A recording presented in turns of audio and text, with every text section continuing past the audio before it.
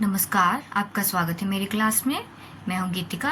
हमारा टॉपिक चल रहा है आदिकाल और आदिकाल के अंतर्गत हम कर रहे हैं जैन साहित्य। कल मैंने आपको जैन साहित्य करवाया था। जैन साहित्य के अंतर्गत जो रासो साहित्य आता है हम उसके बारे में कल कर रहे थे। तो उसमें से कुछ इम्पोर्टेंट पॉइंट था, देखिए उसको साथ में ऐड कर लेना आप। ये जो मैं आपको करवा रही थी कल, अपभ्रंश भाषा का दूसरा ये जो रासक काव्य था, दूसरा रासक काव्य क्या, संदेश रासक, जो अब्दुल रहमान द्वारा लिखा गया था। ठीक है, एक तो आपको मैंने बताया था कि अब्दुल रहमान को अब्दुल रहमान भी कहते हैं। एक साथ में और नाम ऐड कर लीजिए इनका, अधयमान नाम। और क्या नाम है इनका, अलग अलग नाम आ जाते तो आपको कन्फ्यूजन ही होगी इससे। अधयमान, ठीक है, कई जगह पर अधयमान नाम से लिखा होता है कि ऑप्शन में आ जाता है कि संदेश रासक किसका है, तो कन्फ्यूज़न ना हो इसलिए आपको बता रही हूँ। और इसके साथ ही देखिए मैंने आपको बताया था कि ये पहला दरमित्र रास ग्रंथ था संदेश रासक। और साथ में ऐड करिए एक और चीज़ जो क्वेश्चन की दृष्टि से इम्पोर्टेंट है। इसको जो संदेश रासक है इसे आदिकाल का मेघदूत भी कहा जाता है। क्या कहा जाता है, आदिकाल का मेघदूत। ठीक है, एक ये हो गया आपका पॉइंट। और देखिए ये जो संदेश रासक है ये श्रृंगार, लिखिए श्रृंगार काव्य परंपरा की प्रथम रचना। ठीक है, श्रृंगार काव्य परंपरा की प्रथम रचना पूछ ले तो कौन सी है, संदेश रासक। श्रृंगार काव्य परंपरा की प्रथम रचना, पहली रचना कौन सी है, श्रृंगार, वर्डिंग देना है ध्यान, श्रृंगार। ठीक है, श्रृंगार काव्य परंपरा की प्रथम रचना कौन सी मानी जाती है, संदेश रासक। तो आज हम करेंगे जैन साहित्य के प्रमुख कवियों के बारे में। ये हमने कल रास ग्रंथ कर लिए थे। देखिए हमारा आज का टॉपिक है जैन साहित्य के प्रमुख जैन कवि, जिसमें सबसे पहला स्थान आएगा स्वयंभू जी का। देखिए स्वयंभू जी का सबसे पहले तो टाइम पीरियड आपको पता होना चाहिए, 8वीं से 9वीं शताब्दी तक माना जाता है। स्वयंभू जी का समय कब माना जाता है, 8वीं से 9वीं शताब्दी तक। ठीक है, और देखिए स्वयंभू जी कौन थे, स्वयंभू अपभ्रंश भाषा के महाकवि थे। ठीक है, कौन सी भाषा के, अपभ्रंश भाषा के, ये आपने ध्यान रखना है क्योंकि ये जो जैन साहित्य है हमारा मोस्टली अपभ्रंश भाषा में ही मिलता है। तो अपभ्रंश भाषा के महाकवि किसे माना जाता है, स्वयंभू जी को। महाकवि, कवि नहीं महाकवि, ये वर्डिंग को आप पूरे ध्यान देकर देखना। आगे लिखिए, स्वयंभू को ही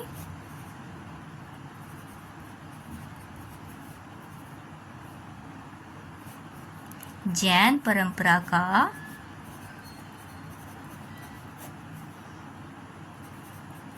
प्रथम कवि माना जाता है। ठीक है, जैन परंपरा का प्रथम कवि किसे माना जाता है, स्वयंभू जी को। डॉक्टर रामकुमार वर्मा ने स्वयंभू को हिंदी का प्रथम कवि माना है। मैंने आपको कल भी बताया था कि प्रत्येक विद्वान ने अलग अलग हिंदी कवि माने हैं। ठीक है, तो रामकुमार वर्मा जी ने स्वयंभू जी को माना है क्या, हिंदी का प्रथम कवि। अगर नाम देख करके पूछ लें कि डॉक्टर रामकुमार वर्मा ने किसे माना है तो स्वयंभू को। जबकि सर्वमान्य रूप से किसको माना जाता है, सरहपा को हिंदी का प्रथम कवि सर्वमान्य रूप से मान लिया गया है। स्वयंभू को अपभ्रंश भाषा का वाल्मीकि कहा जाता है। ठीक है, ध्यान दीजिए, क्या कहा जाता है? वाल्मीकि कहा जाता है। कौन सी भाषा का? अपभ्रंश भाषा का। ठीक है, स्वयंभू को कौन सी भाषा का वाल्मीकि कहा जाता है? अपभ्रंश भाषा का वाल्मीकि कहा जाता है। मोस्ट इंपॉर्टेंट क्वेश्चन है, ये आ सकता है पेपर्स में, एग्जाम में। आगे देखिए, इनकी रचनाएं लिखिए।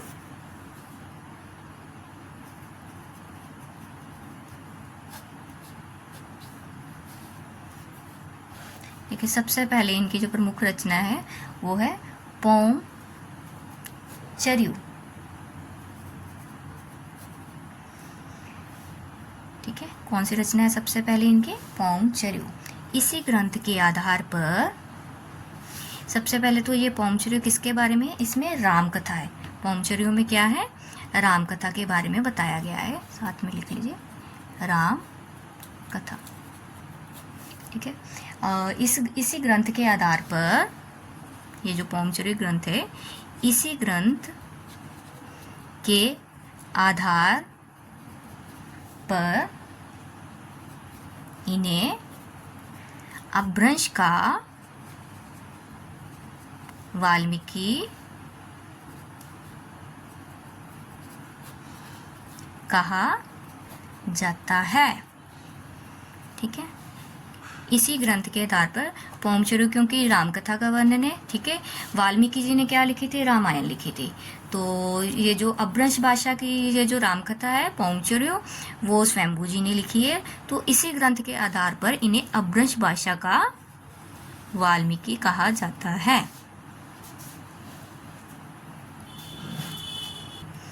ये जो इनकी पौम चर्यू रचना है, ये क्या है? अपभ्रंश की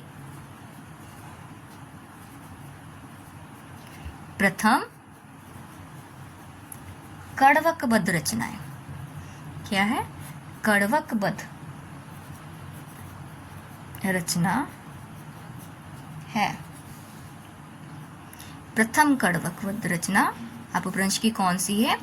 पौम चर्यू। कड़वक में क्या है? 7 चौपाई प्लस 1 दोहा। ठीक है, कड़वकबद्ध में क्या होता है? 7 चौपाई दी होती है, उसके बाद 1 दोहा दिया होता है।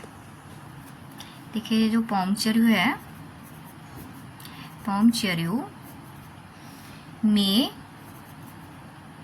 12,000 श्लोक। कितने श्लोक हैं? 12,000 श्लोक, 5 कांड, 5 कांड और 9 संधियां। ठीक है, कितनी संधियां? 9 संधियां है। ठीक है, पौम चर्यू में 12,000 श्लोक है, 5 कांड है और 9 संधियां हैं। और संधियों में भी 83 संधियां, 83 संधियां जो है स्वयंभू जी ने लिखी है, और 7 संधियां इनके पुत्र त्रिभुवन ने लिखी है। ठीक है, सॉरी, ये है 90 संधियां। ठीक है, 90 संधियां हैं, जो इसमें से 83 संधियां लिख लीजिए साथ में। ये जो 83 संधियां हैं, स्वयंभू जी ने स्वयं लिखी हैं, और बाकी 7 संधियां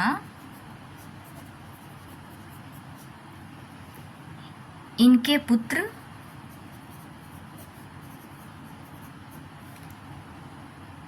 त्रिभुवन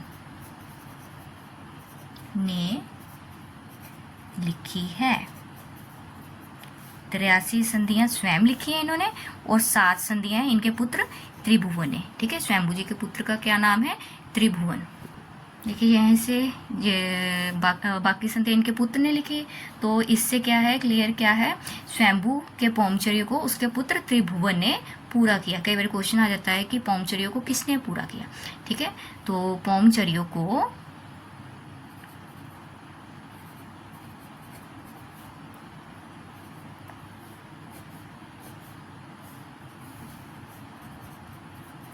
स्वयंभू के पुत्र त्रिभुवन ने पूरा किया, ठीक है।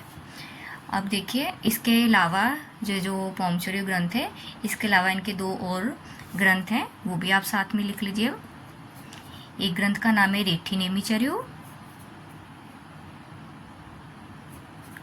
रेठनेमी चर्यो, ठीक है, और अगला ग्रंथ है इनका स्वयंभू छंद, इनके नाम से क्लियर है, तो स्वयंभू छंद, ठीक है। इस प्रकार इनके 3 ग्रंथ हो गए, पौमचर्यो, रिठनेमीचर्यो और स्वयंभू छंद। हमारे अगले कवि है जैन कवि, देखिए पुष्यदंत, पुष्यदंत, ठीक है। इनका समय भी लिख लीजिए 10वीं शती, 10वीं शताब्दी इनका भी समय, ये सर्वमान्य रूप से इनका समय 10वीं शताब्दी स्वीकार किया गया है। अलग अलग विद्वानों ने अलग अलग समय बताया है इनका, ठीक है, थोड़ा सा मतभेद रहता है विद्वानों में। तो देखिए अब इनके बारे में हम करते हैं। देखिए शिव सिंह सेंगर ने अपने ग्रंथ शिव सिंह सरोज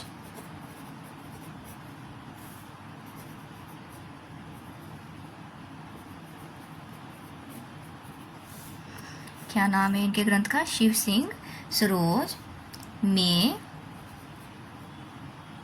किसी पुरानी अनुश्रुति के आधार पर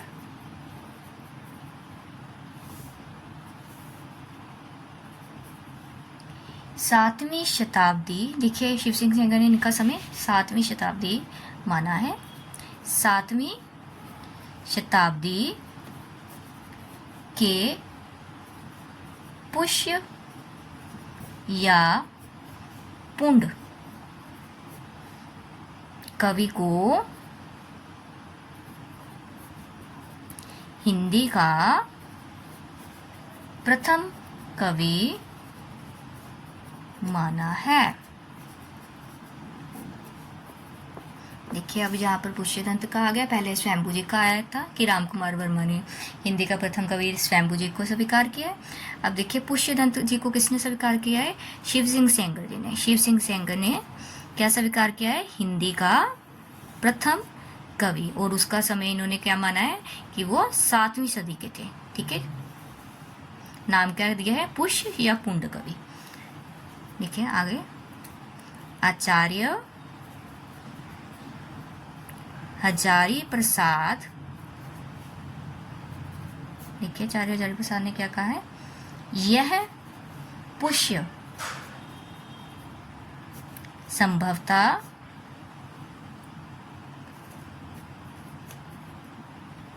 अपभ्रंश का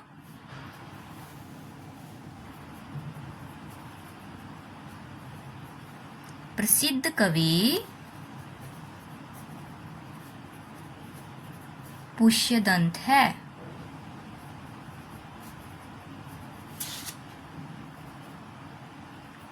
जिसका आविर्भाव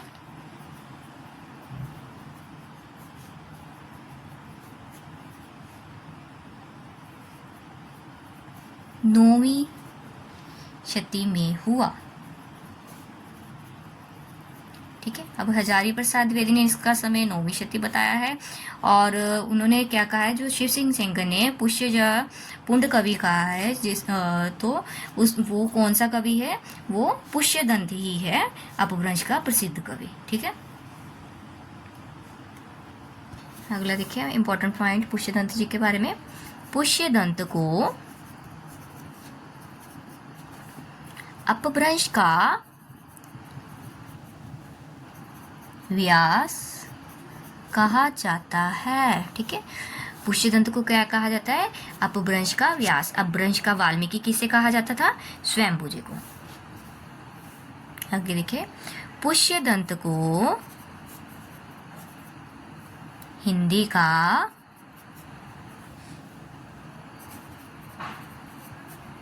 भवभूति भी कहा जाता है। हिंदी का क्या कहा जाता है? भवभूति भी कहा जाता है।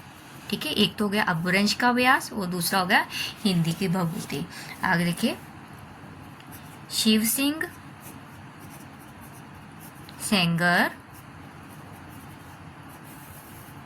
शिव सिंह सेंगर ने इनको क्या कहा है? शिव सिंह सेंगर ने इनको कहा है बाखा की जड़। ठीक है, पुष्यदंत को क्या कहा है? बाखा की जड़। ठीक है, क्योंकि उन्होंने ही, शिव सिंह सेंगर ने ही इन्हें हिंदी का प्रथम कवि स्वीकार किया है। ये देखिए, इस साथ को रिलेट कर सकते हैं कि बाखा की जड़ किसे स्वीकार किया है? इन्होंने पुष्यदंत को। शिव सिंह सेंगर ने पुष्यदंत को बाखा की जड़ कहा है और इन्हें ही हिंदी का प्रथम कवि स्वीकार किया है। अब देखिए, पुष्यदंत ने स्वयं को अभिमान मेरु, देखिए उपाधियां हैं, स्वयं ही पुष्यदंत ने खुद को दी हुई है। स्वयं को अभिमान मेरु, काव्य रत्नाकर,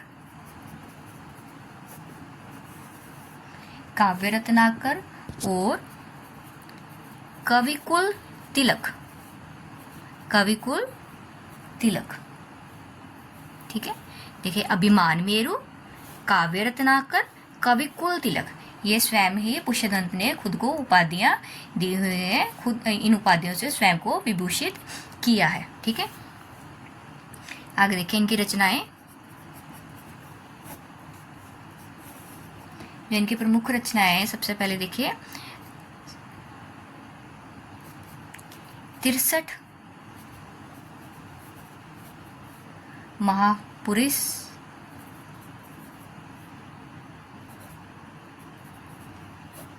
गुणालंकार। ठीक है, सबसे पहली रचना कौन सी इनकी? 63 महापुरुष गुणालंकार। अगली रचना लिखिए इनकी अन्य कुमार चर्यु। ठीक है, ये अन्य कुमार चर्यु को नागकुमार चर्यु भी कहा जाता है। अन्य कुमार चर्यु का नाम नागकुमार चर्यु भी है। साथ में लिख लीजिए नागकुमार चर्यु। ठीक है, आगे देखिए जसहर चर्यु। जसहर चर्यु, जसहर चर्यु में किसका चरित्र है? यशोधरा का। ठीक है, यशोधरा का चरित्र कई बार पूछ लेते हैं कि किसमें है, तो जसहर चर्यु। पुष्यदंत की कौन सी रचना में यशोधरा का चरित्र है? जसहर चर्यु। यशोधरा,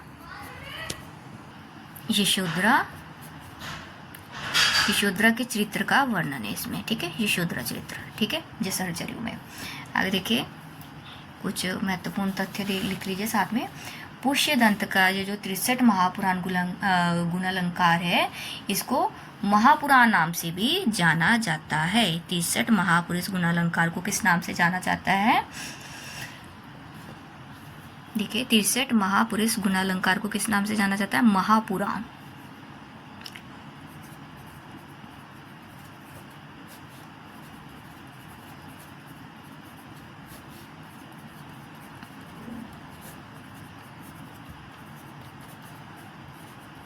महापुराण नाम से जाना जाता है। कई बार पूछ लेते हैं कि महापुराण रचना किसकी है। ठीक है, ये ऐसे नहीं पूछेंगे 63 महापुरुष गुणालंकार, वो पूछ लेंगे कि महापुराण किसकी रचना है। तो आपको पता होना चाहिए कि ये पुष्यदंत की रचना है। ठीक है। और ये जो महापुराण है इसमें 63 कितने 63 महापुरुषों का जीवन चरित्र है। 63 महापुरुषों का, देखिए नाम से ही क्लियर है, 63 ऊपर आया था तो 63 महापुरुषों का जीवन चरित्र है इसमें। ठीक है, 63 महापुरुषों का जीवन चरित्र।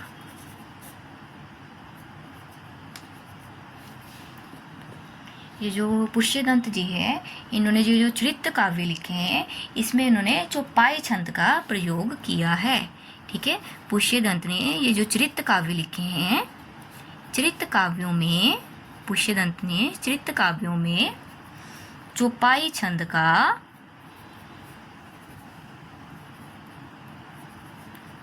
प्रयोग किया है।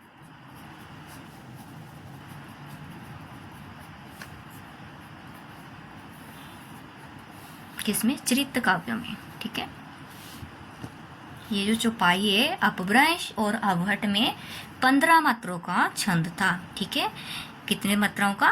15 मात्राओं का छंद था। किसमें? अपभ्रंश और अवहट में। ठीक है, अपभ्रंश और अवहट में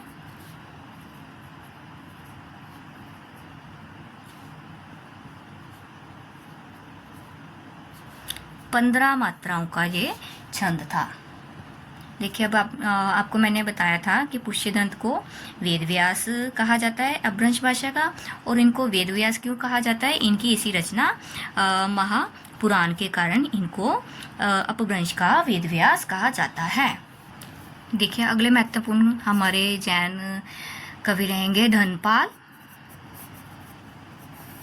इनका आविर्भाव 10वीं शताब्दी ही माना जाता है। ठीक है, पुष्यदंत का भी 10वीं शताब्दी हो गया था, तो धनपाल जी का भी 10वीं शताब्दी, और जो स्वयंभू जी है उनका 8वीं से 9वीं शताब्दी समय माना गया है। आगे देखिए,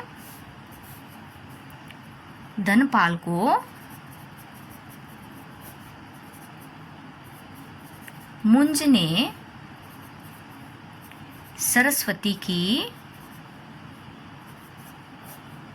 उपाधि दी।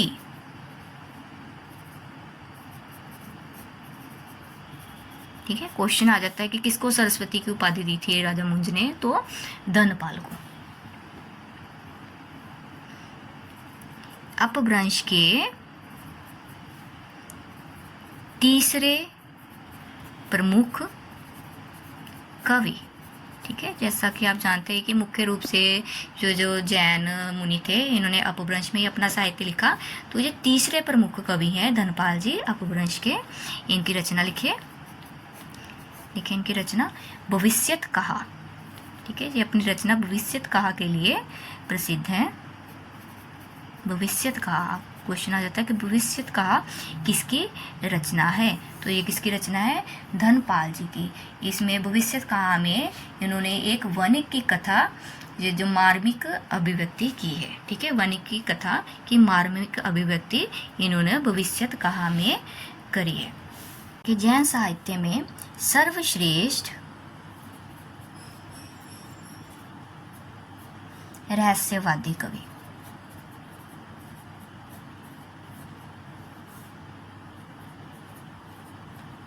सर्वश्रेष्ठ रहस्यवादी कौन है? मुनि राम सिंह जी। ऐसे ही सिद्धों में रहस्यवादी कवि कौन थे? लुइपा। ठीक है, देखिए आगे इनकी रचना इनकी कौन सी प्रसिद्ध रही है? पाहुड़ दोहा। ठीक है, इनको क्यों प्रसिद्धि मिली इनकी रचना? पाहुड़ दोहा के लिए। पाहुड़ दोहा किसके द्वारा लिखी गई है? मुनि राम सिंह जी के द्वारा।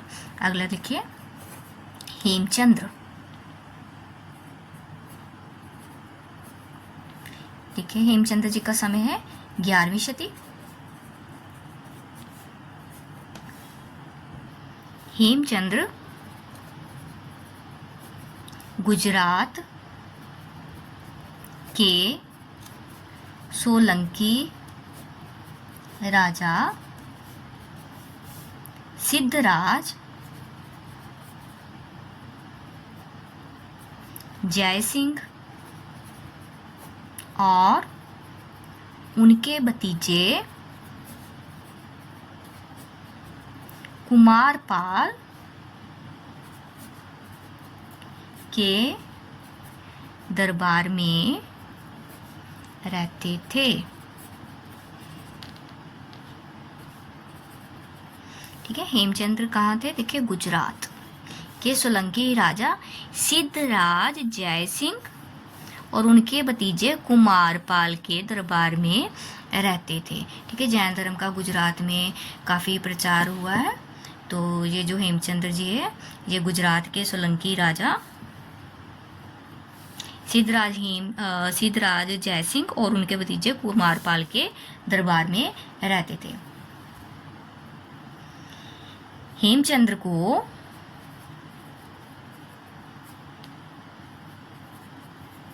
प्राकृत का पाणिनि, ठीक है, प्राकृत का पाणिनि माना जाता है। अब जहाँ ध्यान देना है, प्राकृत है, अपभ्रंश नहीं है। प्राकृत का पाणिनि माना जाता है।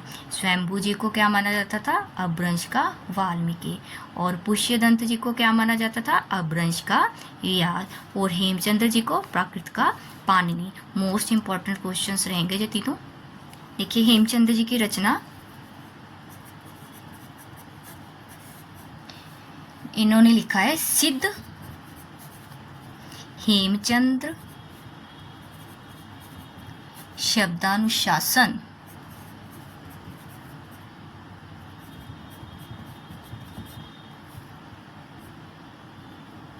ठीक है, सिद्ध हेमचंद्र शब्दानुशासन, ये क्या था? इनका एक व्याकरण ग्रंथ था। सिद्ध हेमचंद्र शब्दानुशासन, देखिए नाम से ही क्लियर है, शब्दानुशासन ये क्या है? एक व्याकरण ग्रंथ था। ठीक है,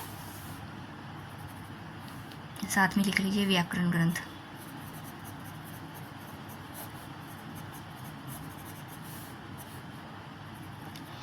ठीक है, हेमचंद्र का व्याकरण, ये जो है, ये जो व्याकरण ग्रंथ है, ये सिद्ध हेम नाम से प्रसिद्ध हुआ। ये जो व्याकरण ग्रंथ है इनका सिद्ध हेम नाम से प्रसिद्ध हुआ। क्या नाम है? सिद्ध हेम। ठीक है, जो इसमें है संस्कृत पाली नहीं, संस्कृत, प्राकृत और अपभ्रंश तीनों का समावेश किया गया है। ठीक है, सिद्ध हेम में है, ये शब्दानुशासन है, तो ये व्याकरण ग्रंथ है हमारा। इसमें कौन कौन सी भाषा? देखिए, संस्कृत, प्राकृत और अपभ्रंश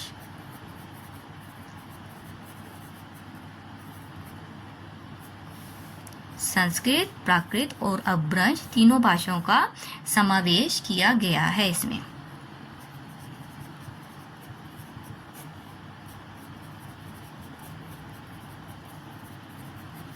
देखिए, इनकी अन्य पुस्तकें,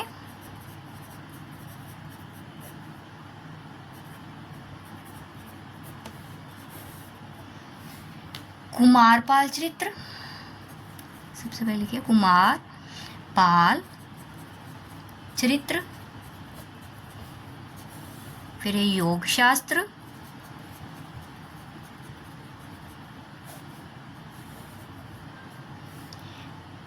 प्राकृत व्याकरण,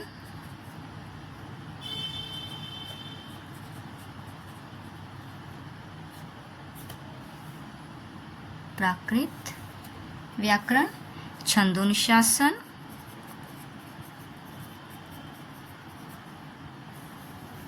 छंदोनुशासन भी इंपॉर्टेंट रहेगी, पूछ लिया जाता है कई बार छंदोनुशासन, और देशी नाममाला, और देशी नाममाला कोश। ठीक है, ये इनकी अन्य महत्वपूर्ण पुस्तकें रहेंगी। तो अगला कुछ आगे देखिए, जो हमारे अगले कवि रहेंगे, सोमप्रभ सूरी। सोमप्रभ सूरी, इनका समय देखिए 13वीं शती। ये क्या है? ये भी गुजरात के प्रसिद्ध जैन साधु थे। सोमप्रभ सूरी गुजरात के प्रसिद्ध जैन साधु थे। इनकी रचना लिखिए। रचना है इनकी कुमारपाल प्रतिबोध। ठीक है, कुमारपाल प्रतिबोध। ये ऊपर था कुमारपाल चरित्र। ठीक है, हेमचंद्र की रचना ये थी कुमारपाल चरित्र, और ये जो सोमप्रभ सूरी की है कुमारपाल प्रतिबोध। ठीक है, ये जो है कुमारपाल प्रतिबोध गद्य पद्य में संस्कृत और प्राकृत काव्य है। इसकी भाषा लिखिए, कुमारपाल प्रतिबोध की लिखिए। देखिए भाषा इसकी क्या थी, गद्य पद्य में संस्कृत प्राकृत काव्य। ठीक है, कुमारपाल प्रतिबोध क्या था, गद्य पद्य में संस्कृत प्राकृत काव्य। देखिए अगले इंपॉर्टेंट है, जैनाचार्य रहेंगे हमारे मेरुतुंग। जैनाचार्य मेरुतुंग, इनका समय है 14वीं शती। अब रचना लिखिए इनकी। रचना है इनकी प्रबंध चिंतामणि। प्रबंध चिंतामणि। प्रबंध चिंतामणि किसकी रचना है, जैनाचार्य मेरुतुंग जी की। ठीक है, अब इसकी भाषा देखिए। इसकी भाषा क्या है, संस्कृत। भाषा संस्कृत रहेगी इसकी। ये जो प्रबंध चिंतामणि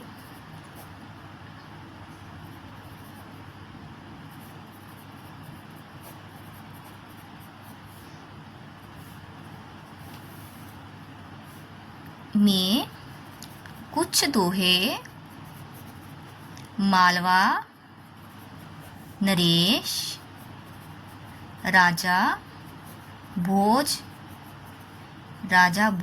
के चाचा मुंज के कहे हुए हैं। ठीक है, चाचा मुंज के कहे हुए हैं। कुछ दोहे किसके हैं, राजा भोज के चाचा मुंज के कहे गए हैं प्रबंध चिंतामणि में। प्रबंध चिंतामणि में दूहा विद्या में विवाद करने वाले दो चारणों की कथा है। इसलिए अपभ्रंश काव्य को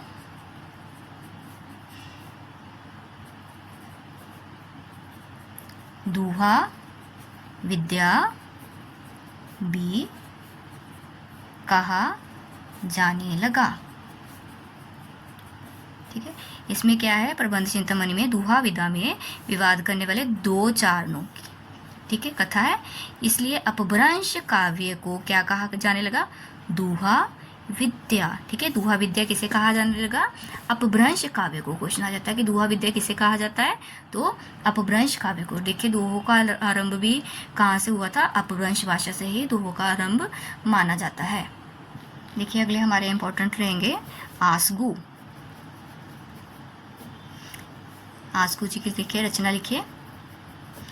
चंदन वाला रास, चंदन बाला रास। ठीक है, ये चंदन वाला रास का ये जो समय है, इसका समय लिखिए 1200 ईस्वी के आसपास रहा है। 1200 ईस्वी के आसपास क्या है हमारी रचना आसगु जी की, चंदन वाला रास। और इस रचना में है 35 छंदों का ये जो रचना है, इसमें 35 छंद है। ये एक लघु खंड काव्य है। ठीक है, ये 35 छंदों का लघु खंड काव्य है। ठीक है। 35 छंदों का लघु खंड काव्य कौन सा है? चंदन वाला रास। किसके द्वारा लिखा गया है? आस्कू जी के द्वारा। आगे देखिए, ये चंदन वाला रास के अतिरिक्त इनका दूसरा ग्रंथ है जो इम्पोर्टेंट है, जीव दया रास। क्या है? जीव दया रास। ठीक है, इसका नाम भी इम्पोर्टेंट है, अब नाम याद रखिए। चंदन वाला रास और जीव दया रास किसके ग्रंथ है? आस्कू जी के। आगे देखिए, जिन धर्म सूरी। जिन धर्म सूरी हमारे अगले जैनाचार्य जी हैं, जिन धर्म सूरी। उनकी रचना लिखिए। इनकी रचना है स्थूली भद्र रास। स्थूली भद्र रास किसकी रचना है? जिंदम सूरी की।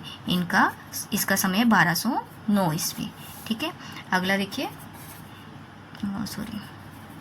विजय सेन सूरी। विजय सेन सूरी की रचना लिखिए। रचना कौन सी? विजय सेन सूरी की रेवंत गिरी रास। रेवंत गिरी रास किसकी रचना है? विजय सेन सूरी जी की। इसका समय है 1231 ईस्वी। ठीक है, अगला देखिए, मुनि सुमति गणी। इनकी रचना लिखिए, नेमिनाथ रास। ठीक है, सुमति गणी की कौन सी रचना है? नेमिनाथ रास। आगे देखिए, ज्वेंदु। इनकी रचना लिखिए, योगसार।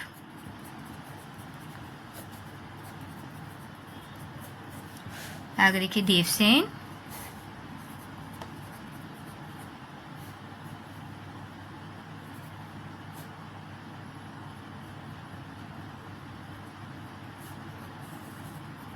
देखिए, इनकी रचना है श्रावकाचार। इंपॉर्टेंट रचना रहेगी।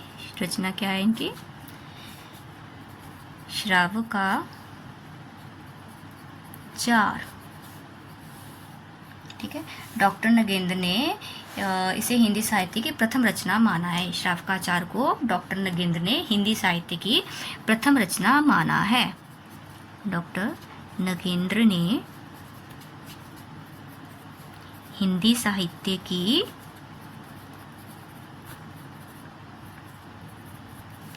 प्रथम रचना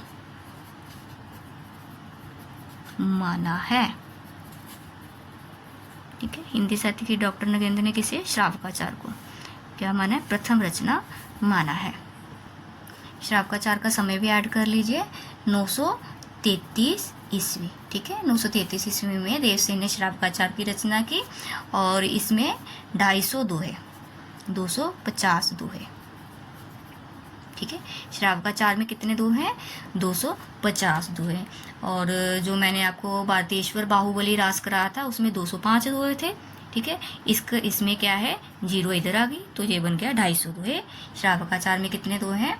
250 दोहे हैं। ठीक है, और इसमें क्या है? श्रावक धर्म का प्रतिपादन किया गया है। श्रावक धर्म का प्रतिपादन किया गया है।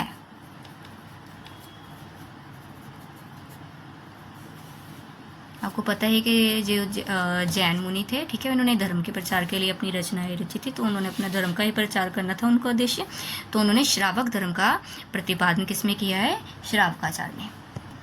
देखिए, इसके अतिरिक्त, श्रावकाचार के अतिरिक्त जो इनकी इंपॉर्टेंट रचना है वो है न्याय चक्र। कौन सी है? न्याय चक्र।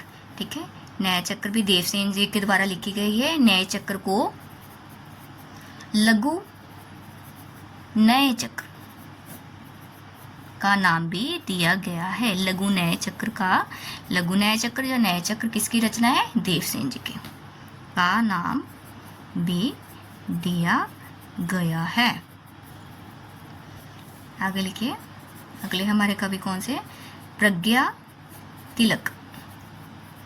प्रज्ञा तिलक जी की रचना कौन सी है? देखिए, कछली रास। ठीक है, प्रज्ञा तिलक जी की कौन सी रचना है? कछली रास। आगे लिखिए, देलहन। देलहन की गए सुकुमार रास। गए सुकुमार रास।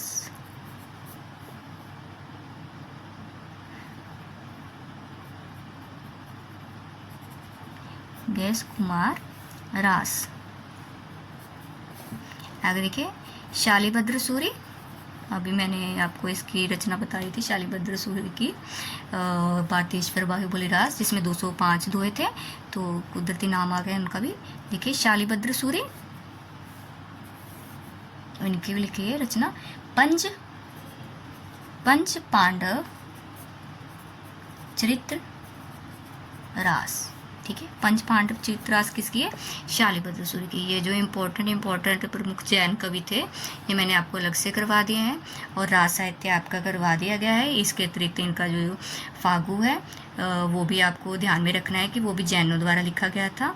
इतने इम्पोर्टेंट नहीं है कि उसके बारे में लिखना, बट आपको नॉलेज होनी चाहिए कि फागु का संबंध किससे है, वो जैन साहित्य से संबंध है। आज के लिए इतना ही, धन्यवाद।